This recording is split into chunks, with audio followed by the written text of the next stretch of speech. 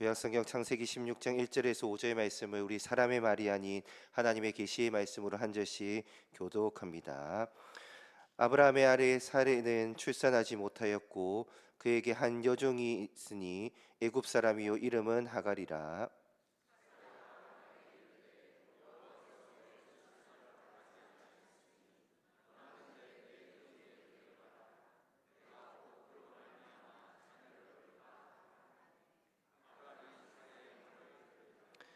아브라함의 아내 사레가 그 여종 애굽 사람 하갈을 데려다가 그 남편 아브라함에게 첩으로 준 때는 아브라함이 가나안 땅에 거주한 지 10년 후였더라.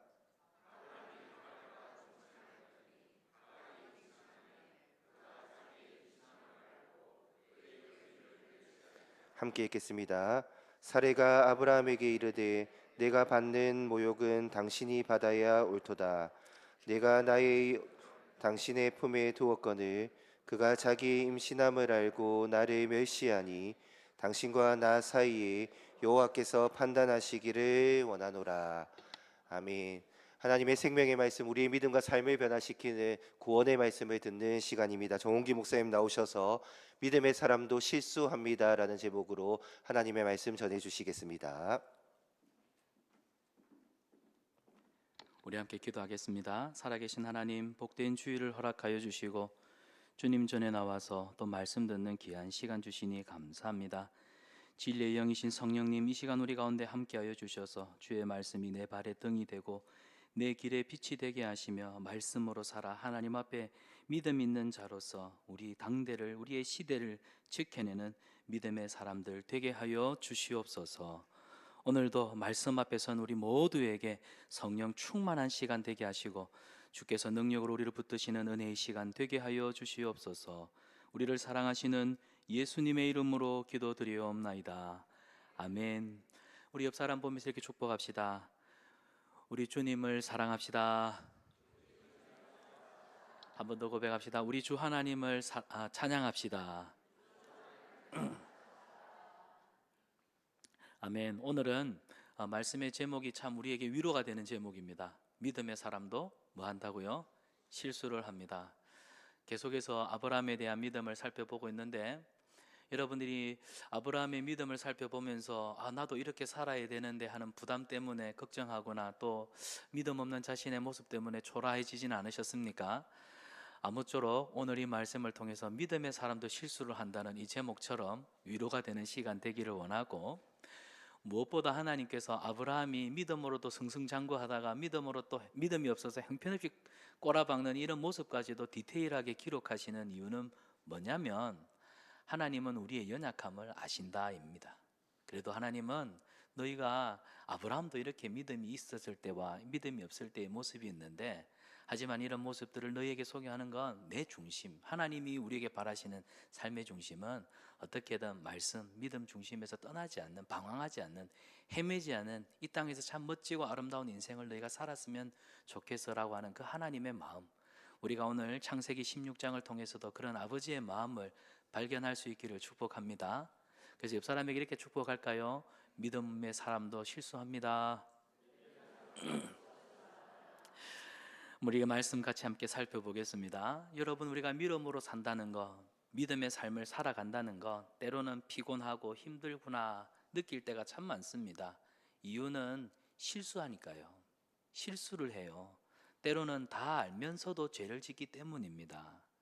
영적으로 깨어있고 긴장 상태를 늦추지 말아야 한다는 거 아는데 순간의 방심으로 인해서 넘어질 때가 참 많거든요. 그건 목회자도 그렇고 중직자도 그렇고 뭐 어른들도 그렇고 아이들도 그렇고 인생은 다 그렇습니다.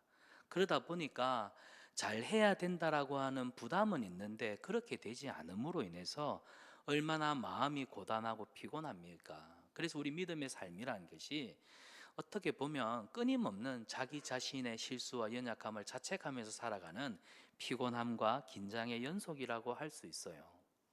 그런데 여러분, 우리가 믿음으로 살지 못하는 모습을 우리 하나님이 야! 너 좀! 우리 하나님이 그러실까요? 우리 한국 사람들은 이 유교적 문화 속에 살아서 그런지 굉장히 이 체면 문화, 그리고 또 옛날부터 우리 어른들, 집안의 아버지, 저희 아버지는 굉장히 엄한 분이셨습니다. 저는 지금도 나이가 47이 됐는데 조금 뭔가 미안한 일이 있으면, 아니 저는 안 그러고 싶은데 눈물부터 나요. 이게 좀 저는 이제 핑계를, 우리 아버지가 너무 어릴 때 매 풀이 잡아가지고 아직도 이 어른이 되지 못한 이 아이의 이 심정이 좀 있습니다. 뭐 조금만 잘못하면 울기부터 바쁩니다. 여러분, 그런 어떤 한국 사람들의 고질적인 문화 때문에 그럴까요? 신앙생활하면서 자유하지 못하는 분들을 너무 많이 봅니다. 우리가 예수님을 믿고 구원받은 은혜가 얼마나 크고 놀라운지, 사실 이거 누리며 살기도 바쁜데 정작 내가 하나님 앞에 믿음이 있느냐 없느냐 하는 것 때문에 스스로를 너무너무 가혹할 만큼 자책을 하다 보니까 늘 교회 오면 죄인이에요. 죄인이요 그래가지고, 여러분, 죄인으로 살지 마십시오. 하나님이 우리에게 바라시는 건, 그래, 어깨 펴고 당당하게, 그리고 하나님의 사람은 믿음으로 산단다. 우리가 이 땅을 살아가는 삶의 원리가 믿음이지, 믿음이 하나님 앞에 상을 받고 못 받고의 기준이 되지 않는다는 겁니다. 사랑하는 여러분, 믿음으로 살아가는 것이 우리가 살아가는, 이 땅을 살아가는 삶의 원리라는 거지, 믿음이 우리가 하나님 앞에 상 받고 안 받고, 착하고 뭐 안 착하고 이 평가받는 기준은 아니라는 것을 기억하셨으면 좋겠어요. 구원받은 은혜에 감사하면서 예배 드리면서 성도들과 이 기쁨의 교제를 나누면서, 그렇게 해서 풍성하며 살아가십시오.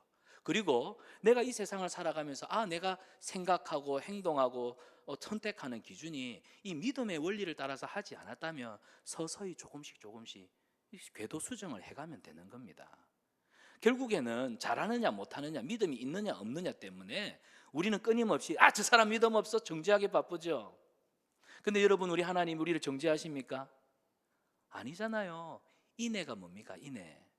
하나님은 우리가 연약하고 부족한 걸 아신단 말입니다. 우리의 그 허물을 아시기 때문에 품어주시고 용서해 주시고 감싸 주시고, 그래서 더 온전하게 하나님이 주시는 이 풍성함을 누리는 삶을 끝까지 살아갈 수 있도록 책임져 주는 사랑, 이 인애 아닙니까? 우리는 그 사랑을 받았기 때문에 같이 신앙생활하면서 살아가다 보면 누구든지 나한테 허물을 지는 사람이 있거든요. 내게 상처 주는 사람이 있거든요. 그런데 이 인애를 모르는 사람들은 저 사람 봐, 믿음 없어, 저 사람 봐, 나한테 실수했지, 난 잘못했지, 정죄하기 바쁘더라는 겁니다. 사랑하는 여러분, 믿음은 삶의 원리입니다. 우리는 하나님 앞에 정말 감당할 수 없는 사랑과 죄 용서를 받았습니다. 누리십시오. 기뻐하십시오. 감사하십시오. 그리고 상대방의 허물이 보이거든 따라하십시다. 옆 사람 보면서 그럴 수도 있지요. 괜찮아요. 남의 허물을 덜추어내고 정죄하고 비난하는 일은 그 사람도 괴롭지만 나는 똑같이 그 사람과 매여서 살아가는 그런 인생이 불쌍한 인생입니다. 저는 우리 하나님이 주시는 은혜 안에서 자유하며 이 풍성함을 누리며 살아가는 우리 성산한빛교회 성도님들 되시기를 축복합니다. 그래서 하나님이 우리한테 아브라함을 보여주세요. 아브라함도 믿음의 사람, 아브라함도 실수한단다. 자, 아브라함도요, 믿음이 되게 좋은 사람인 줄 알았는데 아브라함도 애굽에 가서는 자기 아내를 누이라 속이면서 팔아먹지요. 여러분, 오늘 16장 다음에 또 아비멜렉 앞에서 또 팔아먹습니다. 이 치사반주 같은 남편입니다. 이런 남편 어떻게 의지하고 살아갑니까? 믿음 생활이 힘들고 피곤하다고, 또 약속하신 자녀가 드디어 오니까 지난주에는 입이 튀어나와가지고 마치 어린애처럼 하나님 앞에 애기도 주지 않고 자식도 주지 않고 땅도 없고 그런 어린아이처럼 투정 부리는 아브라함의 모습을 보지 않습니까? 이것을 보면 우리 인간은 참 완전한 사람이 없다는 것을 봅니다. 그래서 사람을 성자, 성인 이런 표현은 사실 사람한테는 합당하지가 않습니다. 왜요? 우리에게는 다 허물이 있고 실수가 있기 때문입니다. 인간은 그저 용서받은 죄인이다. 받아합시다. 용서받은 죄인입니다. 나도 용서받은 죄인이고 당신도 용서받은 죄인이기 때문에, 그러니까 내가 모자랐다고 남을 정죄합니까? 어떻게 하라고요? 그럴 수도 있지요. 그럴 수도 있습니다. 그러면 용서해주면 내 안에는요 자유가 그 사람한테 매이지 않아요. 나도 자유하지요. 용서받은 사람은요, 힘을 내요. 그리고 그 용서받은 것 때문에 다른 사람을 용서하면서 자신의 허물을, 실수를 진정으로 고칠 줄 아는 살아가는 삶. 여러분, 이게 그리스도인의 살아가는 삶의 원리, 믿음의 원리인 것입니다. 여러분, 우리 인간은 그저 용서받은 죄인이라는 사실을 꼭 기억하세요. 그래서 고린도전서 10장 12절에 이렇게 말씀합니다. 그런즉 선줄로 생각하는 자는 넘어질까 조심하라. 하나님이 우리에게 주시는 말씀. 아들아, 딸아, 그래, 때로는 인생의 형통함의 때가 있을 거지만 넘어질 때가 있으니, 사투리가 나오네요. 넘어질 때가 있으니 항상 조심해라. 우리 하나님이 우리에게 그렇게 말씀하십니다. 여러분, 영적인 긴장을 늦추면 이제 사고가 일어납니다.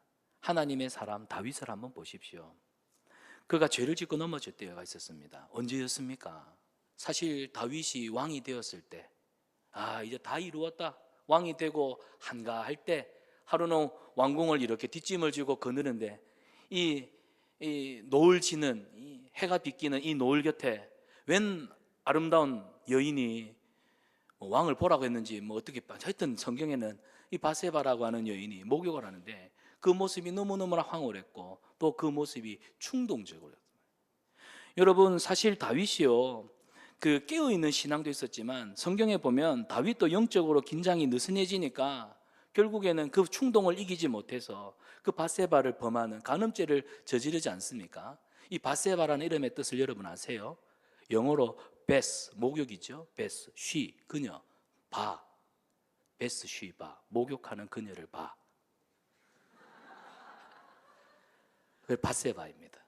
그래서 목욕하는 그녀를 보고는 마음에 이 성적인 충동을 이기지 못해서 다윗이 죄를 짓습니다. 그런데 죄를 짓고 났는데 그 상황은 이제 부끄러운, 죄가 지은 거는 부끄럽잖아요.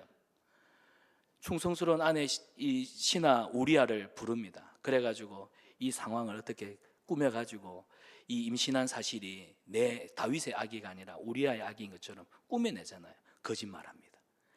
근데 신하 우리아 보십시오. 다른 동료들은 저 전쟁에서 피 흘리며 싸우고 있는데 내가 어떻게 이 후방에서 편안하게 내 아내를 품에 안고 지낼 수 있겠습니까? 그럼 다시 전쟁터로 돌아갑니다. 결국에는 이 거짓말이 들통나게 생기니까 다윗이 어떻게 해요? 요압에게 편지를 써서 우리아를 최전방에 세워라. 총알바지로, 화살바지로 세워라. 그래서 우리아는 장렬하게 전사합니다. 여러분 보세요. 다윗의 죄가 뭡니까? 간음죄요, 거짓말의 죄요, 나중엔 살인죄까지 저지르지 않습니까? 영적으로 긴장이 느슨해지니까 한순간에 누구가 볼 때는 실수를 할 수 있고 연약함이라 할 수 있지만 이 실수와 연약함이 하나님 앞에 되돌이킬 수 없는 죄를 짓게 하더라는 사실이죠. 여러분, 다윗이 깨어있을 때는요, 그는 순결한 믿음과 강인한 영성으로 무장되었던 사람입니다. 다윗이 사울왕에게 쫓길 때 그 시간들을 생각해 보십시오.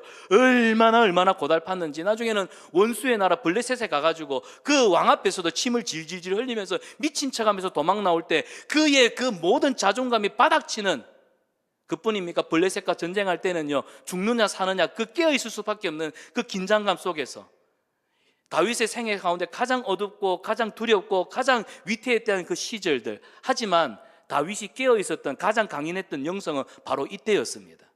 영적으로 긴장감을 가지고 있을 때, 느슨해지지 않고 자신이 바짝 깨어있을 때, 그때, 그래서 다윗이 기록한 많은 시편, 주옥과 같은 그 아름다운 시편들은 다윗이 왕으로 있을 때가 아니라 다윗이 고난당하고 있을 때, 인생의 가장 어두운 터널을 지나가고 있을 때 그때 불렀던 노래들이라는 사실이에요. 전 세계 많은 성도들이 좋아하는 시편 23편, 우리도 좋아하잖아요. 그 시편이 인생의 가장 어렵고 힘들 때 쓰여졌던 시편이었습니다. 사랑하는 여러분, 우리가 긴장한다는 건 사실 피곤한 일입니다. 긴장을 풀고 좀 쉬면서 릴렉스하는 거 얼마나 좋습니까? 그런데 늘 긴장해 있어요. 긴장한 그 자체가 사실 고단하지 않습니까? 그런데 영적인 긴장감은 성도에게 정말로 유익합니다. 무슨 말이냐면 육적인 긴장은 우리를 극도의 피로로 몰아갑니다. 하지만 영적인 긴장감을 가지면 오히려 우리는 더 생동감 있고 활기찬 삶을 살아갈 수 있다는 겁니다. 오히려 영적으로 긴장이 풀리면, 영적인 긴장이 풀리는 그 순간 우리는 육적으로도 더 고되고 피곤한 삶을 살아갈 수밖에 없다는 겁니다. 사랑하는 여러분, 긴장이 풀리면 결국 실수하게 되죠. 실수는 죄와 연결이 됩니다. 작은 실수 하나, 작은 허물 같은 죄이지만 그 죄의 파급 효과는 모든 것을 다 무너뜨립니다. 하나님과의 관계까지도 파괴시켜버리는. 그렇기 때문에 선줄로 생각하는 자는 넘어질까 조심하라는 이 말씀, 우리는 늘 마음에 새기고 살아야 한다는 것입니다. 사랑하는 여러분, 우린 지난주 아브라함이 자녀 문제로 하나님 앞에 원망하고 흔들리던 그 믿음의 모습을 살펴보았습니다. 약속의 땅에 들어온 지, 약속의 땅, 이 가나안 땅에 들어온 지 10년이 지났어요. 오늘 본문 3절에도 10년이라고 하는 이 시간 분명하게 기록하고 있죠. 아브라함에게는 아들도 없고 땅도 없었습니다. 자신의 신세가 처량해 보였는지 자기 연민에 빠진 아브라함은요, 하나님 앞에 자기의 서운한 마음을 막 털어놓습니다. 하지만 지난 시간 우리가 살펴보았죠. 그런 아브라함의 흔들리고 있는 모습을 누가 감지하셔요? 하나님이 아셔요.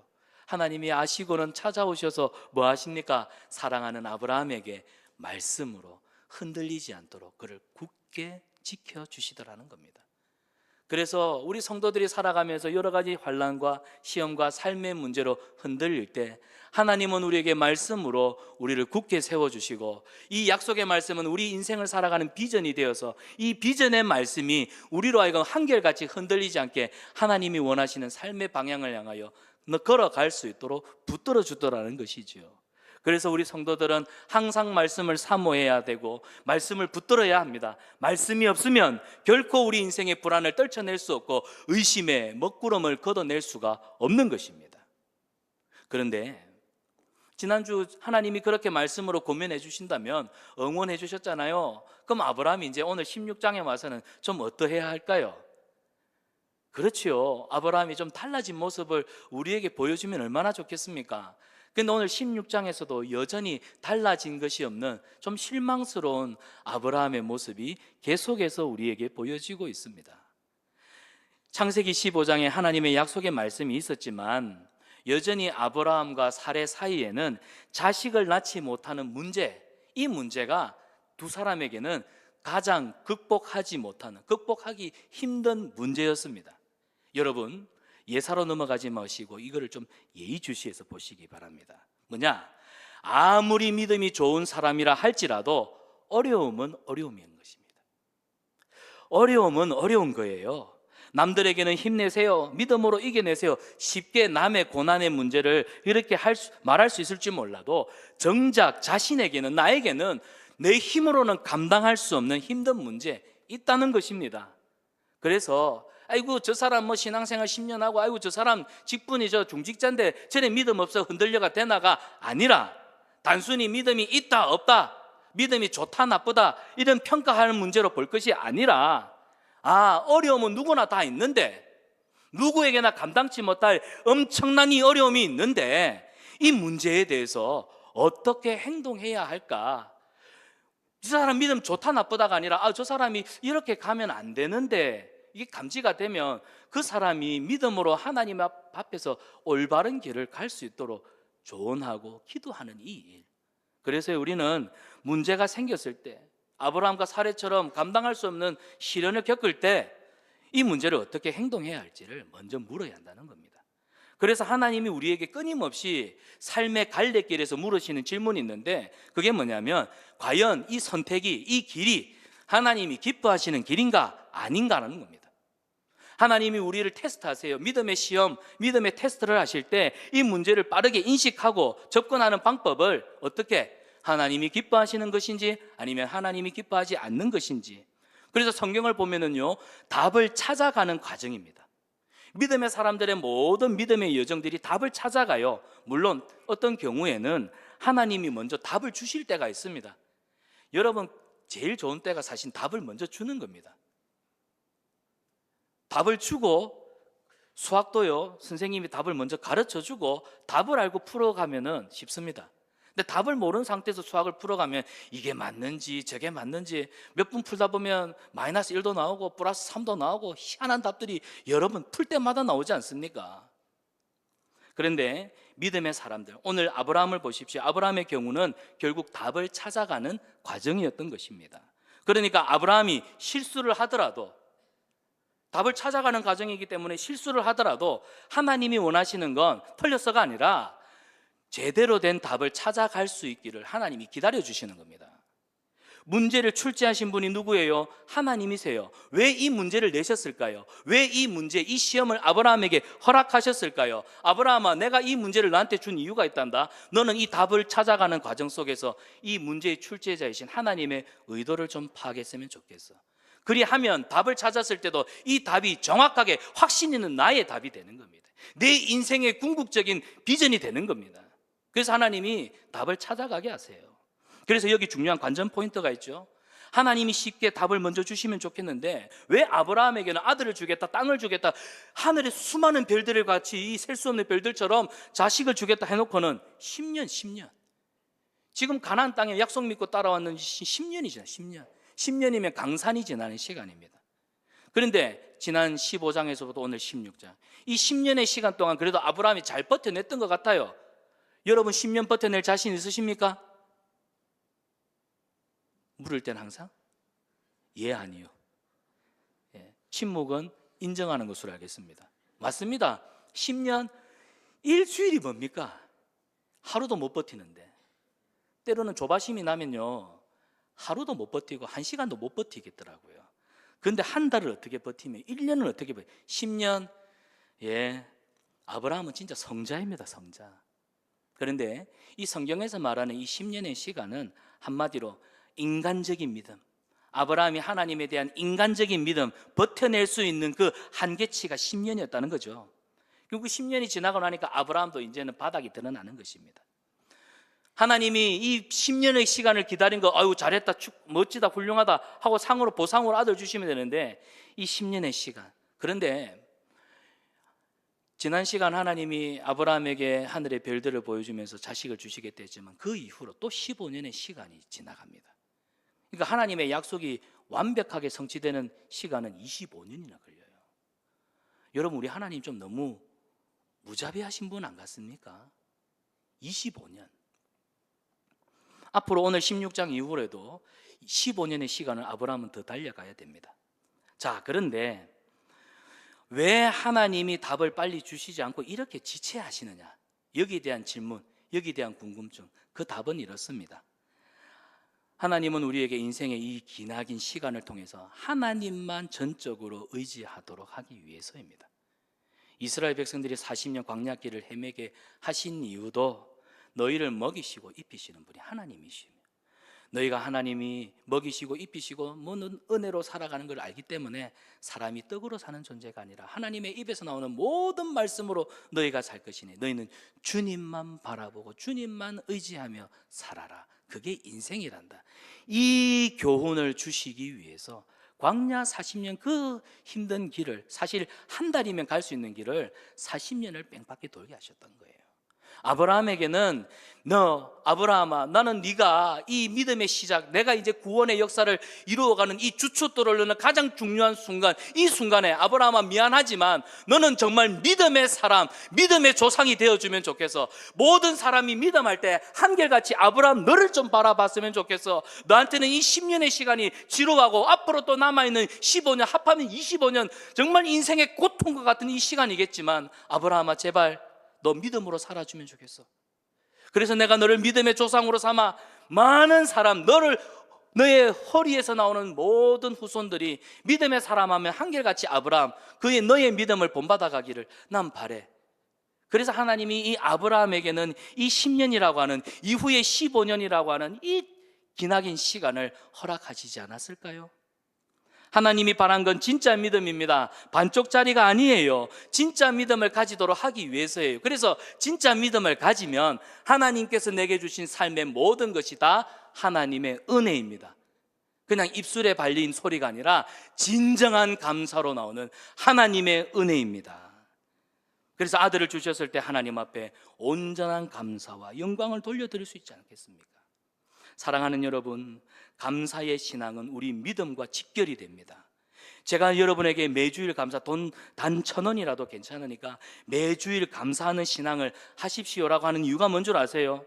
감사의 신앙은요, 내가 믿음의 사람이 되고 내가 믿음의 사람이며 믿음의 삶을 살아가고 있고 앞으로도 믿음의 삶을 살겠습니다라는 신앙 고백입니다. 그래서 여러분, 감사 신앙 그만큼 중요한 거예요. 돈 몇 푼 그거 부담으로 느낀다면 여러분은 믿음의 사람이 아니라 현실이 주는 부담감 때문에 여전히 싸움을 하고 있는, 그걸 뛰어넘으셔야 돼요. 물질 내 것이 아니라 하나님이 주신 걸 알고 감사함으로 드릴 줄 아는, 그게 감사신앙인데, 이걸 뛰어넘어야 여러분이 진정한 하나님이 원하시는 진짜 믿음. 그래서 여러분, 감사신앙은요, 우리가 천국 돌아가는 그날까지 끊임없이 계속 지속되어야 되는 문제입니다. 사랑하는 여러분, 아브라함의 믿음을 테스트한 사건은 오늘 이 본문에 뿐만 아닙니다. 이후에도 계속 있어요. 나중에 여러분, 이 사건을 지나고 나서, 이런 사건들을, 이런 시험을 지나고 나서 창세기 22장에 가보십시오. 아브라함이 그렇게 바라던 아들 100살에 아브라함이 이삭을 아들로 얻었지 않습니까? 그런데 하나님이 뭐래요? 그렇게 어렵게 힘들게 자식을 줘놓고는 아브라함한테, 아브라함아, 이삭 좋니? 예, 이삭이 저를 웃게 합니다. 그러면 아들 나한테 바칠래? 저는 그랬으면요, 하나님 장난도 너무 심한 거 아닙니까?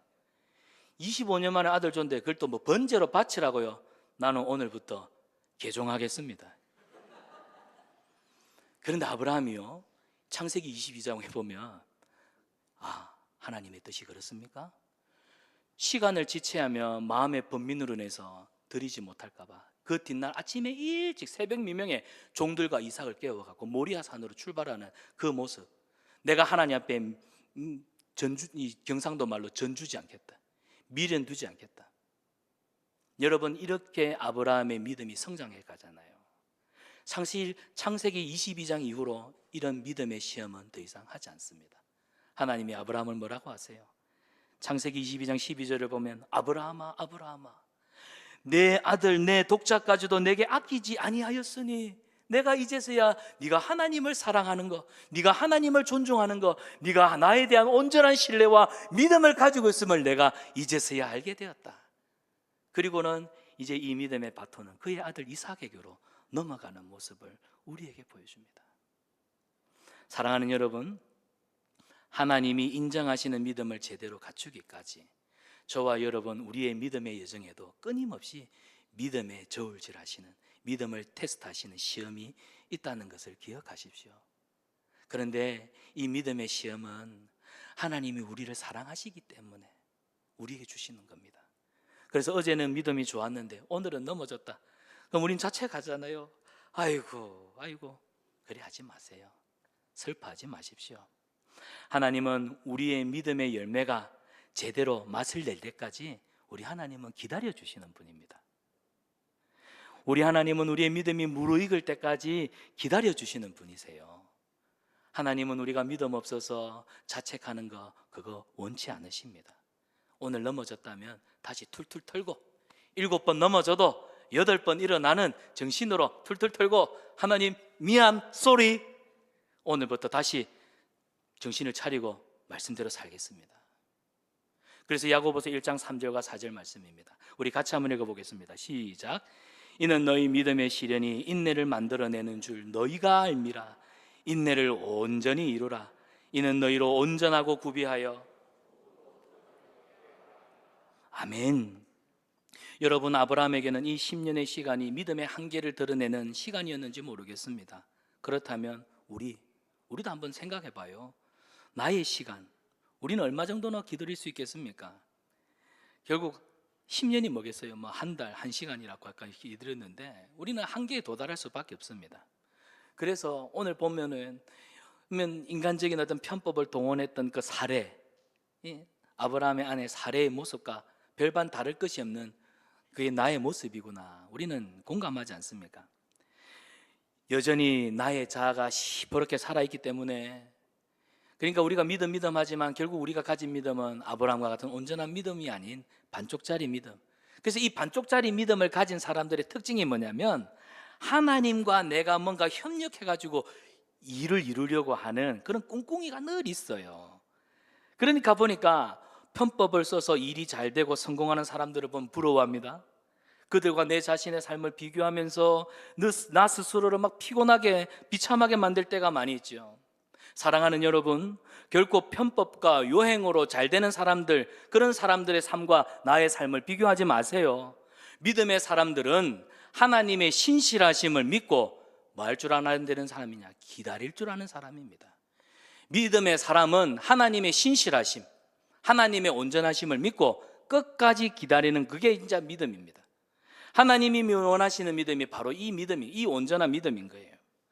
우리의 교만한 마음, 자만심이 부서져야만, 내 이 시퍼런 자가 깨어 없어져야만 비로소 하나님이 약속하신 것을 끝까지 인내하며 기다릴 수 있기 때문에 우리의 삶 가운데는 좀 피곤하지만 이 믿음을 연단하시는 인내의 시간들이 계속해서 있다라는 사실입니다. 사랑하는 여러분, 연단의 시간은 믿음의 사람에게는 사실 축복의 시간입니다. 독일 속담에 이런 말이 있어요. 가장 위대한 것은 폭풍 속에서 만들어진다. 같이 한번 읽어볼까요? 시작. 가장 위대한 것은 폭풍 속에서 만들어진다. 우리가 조금 전에 그때 야고보서 1장 3절과 4절에도 인내를 이루라, 인내를 온전히 이루라.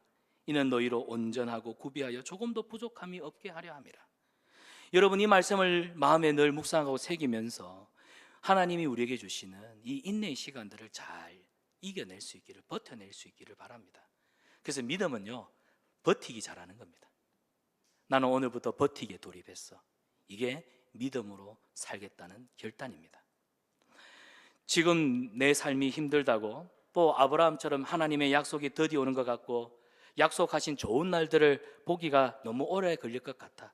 그런 생각에 비관적으로 내 인생은 왜 이렇게 고단하지? 내 인생은 이제 끝난 것 같아. 이런 생각하지 마십시오. 그저 하나님의 약속의 말씀을 믿으시기를 바랍니다. 여러분, 하나님의 약속은 쉼표이지 마침표가 아닙니다. 쉼표이지 마침표가 아니에요. 지금은 답답하고 힘들고 또 어두운 터널을 지나갈 수 있지만 그러나 반드시 새벽은 옵니다. 하나님의 눈으로 상황을 보려고 노력하십시오. 불평을 거치십시오. 여러분, 감사의 언어를 여러분에 얹으시기 바랍니다. 입술에 얹으시기를 바랍니다. 그리하면 하나님께서 내시는 새로운 길이 여러분과 저의 삶 가운데 열릴 줄 믿습니다. 그러니까 결국 성급해서 이걸 기다리지 못하면 어떻게 돼요? 편법을 써서 결국 파국을 불러오게 됩니다.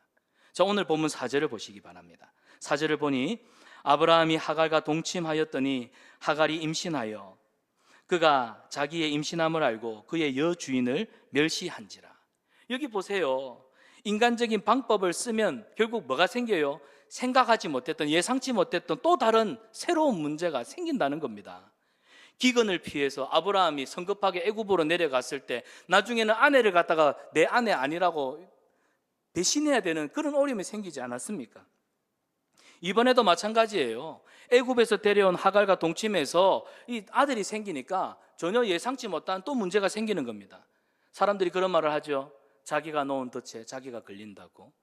단순히 그냥 대리모 써서 그 후사를 이으려고 했지만 보세요. 하갈이 이제는 임신하니까, 첩이 되고 나서 임신하고 나니까 이제는 안방마님의 자리에 차지하려 하지 않습니까? 사람이 그런 겁니다. 힘이 생기면 변하는 겁니다.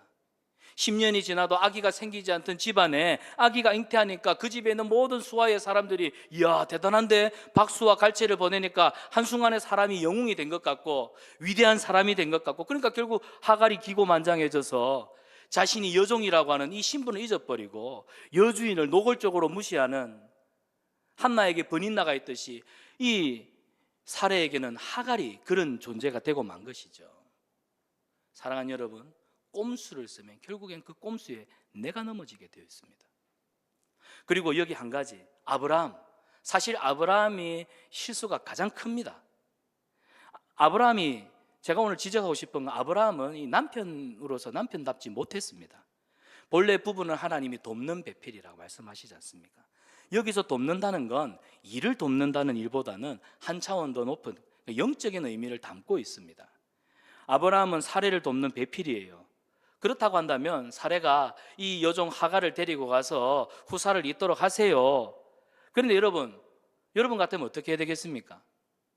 여보, 이건 하나님이 기뻐하시는 일이 아닌 것 같은데, 이건 아닌 것 같은데, 여기까지만 하지. 이게 정상적인 거 아닙니까? 하갈을 데려다가 후사를 했는데 이건 하나님이 기뻐하시는 일이 아니에요. 그리고 냉정하게 지금 하갈을 데리고 가서 아기를 하나 만들어 와서 와봐라 하는 이 말하는 사례의 이 말이 진짜 사례의 진심일까요? 여성 여러분, 이 사례의 진심입니까? 사례의 진심은 뭘까요? 나도 내 몸에서 난 자식 보고 싶다고 내 눈을 감고 내 코를 감고, 죄송합니다, 지랄 맞아도 내 성격을 닮은 내 자식을 내가 보고 싶다고, 나도 너한테서 난 자식, 그걸 내 자식이라 하고 싶지 않다고. 근데 자녀가 생기지 않으니까, 내 몸에서 자녀가 생산할 수 없으니까 결국 투정 아닙니까? 하나님에 대한 그 불평, 원망에 대한 그 표현 아닙니까? 그걸 눈치를 채지 못하고 하갈을 데려가서 아들 보시오 하니까 그래? 아브라함 맞아야 됩니다. 사실 이 여기서 아브라함의 믿음의 역사 끝난다면 여러분, 아브라함은 사실 믿음의 사람 아니죠. 여러분보다 못한 사람이에요. 그런데 돕는 배필, 우리를 돕는 배필로 지으셨어요. 아브라함이 사례를 돕는 배필이라면 이렇게 말해야죠. 여보가 지금 마음이 힘든 거 알아. 여보가 괴로운 거 내가 알아. 오죽하면 이런 말까지 하겠어. 근데 그거 여보 진심이 아닌 거 내가 알지. 여보의 진심이 뭔 줄 알지. 힘들지? 여보 힘내. 하나님이 약속하셔서 그분은 신실하시잖아. 우리 눈에 우리 생각에 더디 올 뿐이야. 참고 기다리면 반드시 좋은 날 올 거야. 여보 지금까지 버텨냈는데 앞으로도 잘 버텨낼 사람이잖아. 흔들릴 사람 아니잖아. 왜 그래? 여보는 우리 집에 반짝반짝 빛나는 태양이야. 힘내. 당신이 어두우면 우리 집은 살맛이 나지 않아. 사랑하는 여보 힘내요. 하트 뿅뿅뿅 하면 사례가 힘낼까요 안 낼까요? 근데 이 멍청한 남편이 보니까 이 아브라함이 이 본심이 좀 엉큼한 사람 같아. 처벌 주니까 네. 여러분, 결국 아브라함의 이런 행동은 믿음의 사람으로 돕는 배필로서의 바람직한 역할이 아니었습니다. 돕는 배필은요, 하나님의 일을 할 수 있도록 내 남편이, 내 아내가 하나님이 허락하신 그 길을 의심치 않고 흔들리지 않고 걸어갈 수 있도록, 때로는 흔들릴 때가 있겠죠. 하지만 흔들리지 않도록 두려울지라도 확신을 가지고 그 길을 걸어갈 수 있도록 옆에서 붙들어주고 도와주는 사람, 그게 돕는 배필입니다. 여러분, 한마디로 돕는 배필은요, 아까 우리가 찬양 불렀죠. 주만 바라볼지라. 너는 어느 곳에 있든지, 너는 무슨 일을 하든지, 너는 어떤 두려운 현실 속에 있다 할지라도 주만 바라고 주만 바라볼지라. 이거 해주는 거, 이거 도와주는 거, 이게 돕는 배필입니다. 그래서 영적인 의미에서 에제르, 돕는다는 뜻이지, 이걸 좀 이상하게 해석을 해서 뭐 설거지 도와주고 집안 청소 도와주고 육아 분담 이런 데다가 에제르, 돕는 배필 좀 갖다 붙이지 않았으면 좋겠어요. 너무 이런 좋은 영적인 의미를 그렇게 퇴색시키지 않았으면 좋겠습니다. 에제르의 진정한 의미는 내 남편이 하나님을 섬기는 집안의 제사장이 되도록 내가 그를 돕겠다.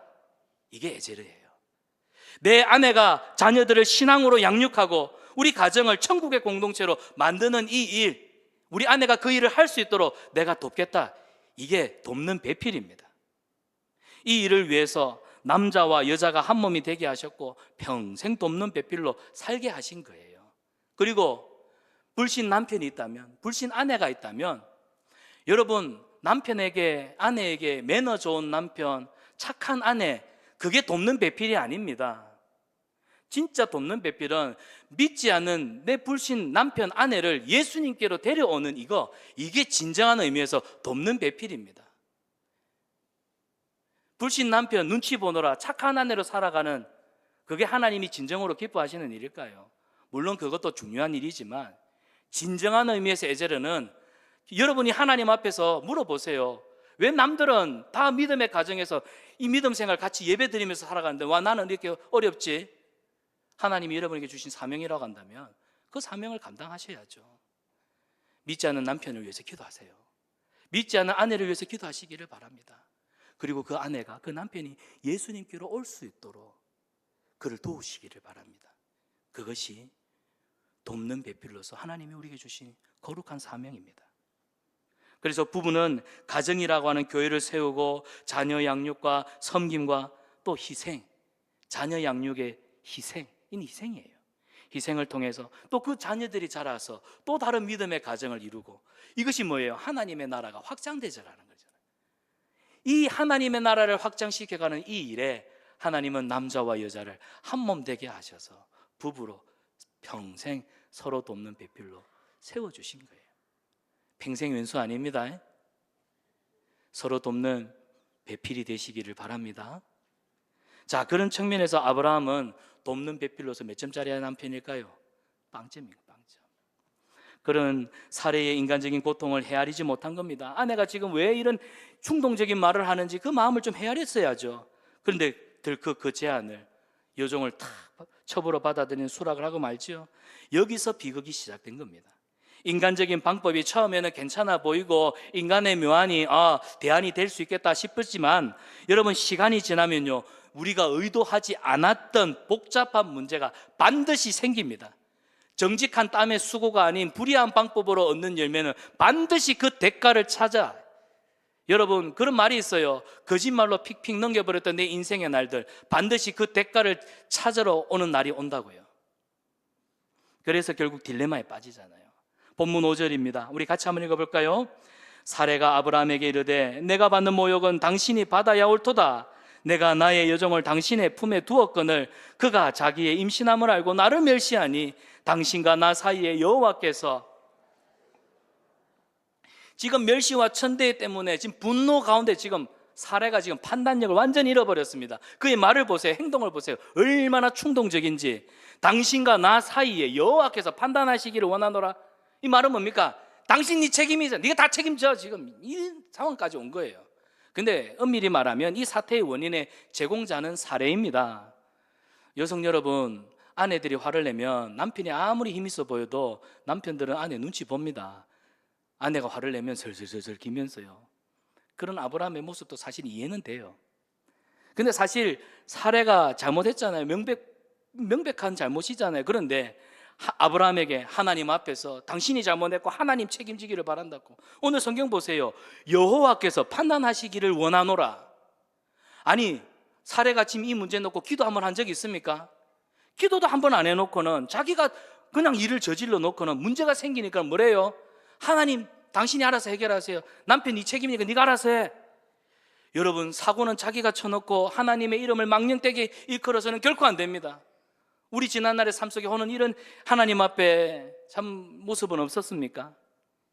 믿음의 여성 사례였지만 이렇게 인간적인 상황에 휘말리니까, 어려워지니까 분한 마음이 가득 차서 하나님 앞에서 의를 이루지 못하는 말과 행동, 이게 충동적으로 지금 일어나고 있잖아요. 그래서 돕는 배필을 허락하신 거예요. 여보, 그러면 안 돼. 워워워, 컴다운. 배우자가 하나님 앞에서 망령된 은행 심사를 하지 않도록 함께 기도하고 예배의 자리를 회복하도록 도와주는 것이 돕는 배필입니다. 사랑하는 여러분, 사실 아브라함이 이 하갈과 동침하라고 하는 사례의 제안, 아브라함은 이 남편 가장의 건의를 가지고 단칼에 노 했어야 됐어요. 하지만 그렇게 하지 못하니까 지금 이제 상황의 주도권이 아내한테 뺏겨버리잖아요. 아내가 막 화를 내고 성화를 부리니까 그냥 어쨌든 이 상황을 모면해야 되니까 그냥 사례 편을 일방적으로 들어줍니다. 그러니까 어떻게 해요? 사례가 남편도 도와주겠다. 그러니까 하갈을 그냥 막 거의 죽이기 직전까지 그녀를 막 몰아붙이고 학대하잖아요. 근데 아브라함은 아무것도 할 수 없습니다. 그냥 방치합니다. 결국 보세요. 이것이 가정의 영적 리더로서 책임 있게 하지 못하는 이 직무유기 아닙니까? 결국 사라와 하갈 사이에 전쟁이 일어나지요. 아브라함도 성경에 보면 아브라함과 이 사례가 이 애굽에서 자기 남편이 아내를 팔아먹는 이런 상황 속에서도 서로 다투는 일이 없었는데, 성경에 보면 아브라함과 사례가 최초로 심각하게 이 부부싸움을 하는 게 오늘 성경에 나오잖아요. 관계가 악화됩니다. 서로 사랑하고 존중해주던 가족 관계가 깨어지죠. 서로 원망하고 무시하고 자기 받은 상처를 그냥 되갚아주려고 원수 갚으려고 하는 이런 악순환이 가정 안에서 지금 일어나고 있는 겁니다.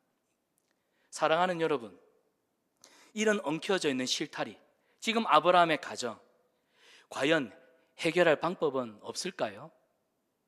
이 문제를 해결하는 해법은 무엇일까요? 해법은 처음으로 돌아가는 것입니다.